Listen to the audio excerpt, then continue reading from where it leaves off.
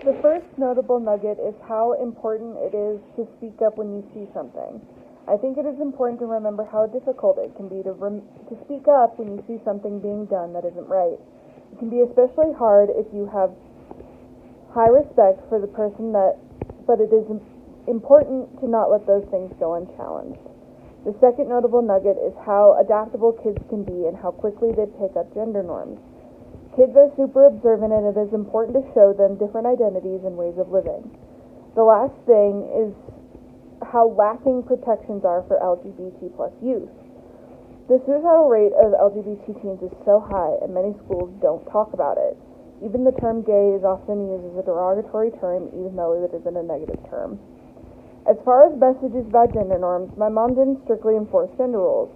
She allowed me and my siblings to explore who we are on our own time. My older sister was a major tomboy growing up. In high school, there weren't many people in my school that didn't outwardly not fit gender roles, but there were a lot of LGBT people at my school. They were not treated by most with that much respect, but I tried to go out of my way to be kind to those people. When I first met my mentor, I was a bit confused about their gender. It felt weird at first, but over time, it just became second nature to use their pronouns. I think the reason I felt weird about it at all is that I had never met someone like that, but it never felt wrong to use their pronouns, just different.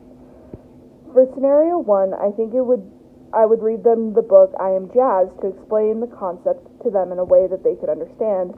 I think for scenario 3, I would stop the current lesson I was on and I would have a discussion on why they think the term gay is a negative one. I would also ask them how saying things like that might be hurtful to someone and they might never know that they did it. I think talking about the issue and not ignoring it is the way to go about it. Growing up, I was part of a higher socioeconomic status.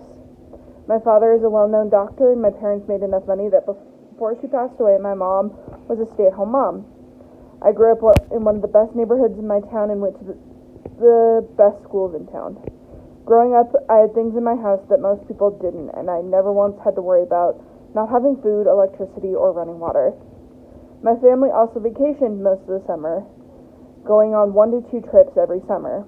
Growing up, I had a friend who was in the same high school as me that I was close with, that at first we didn't like each other. She didn't like me because she thought that because I was wealthy I had no problems. The reason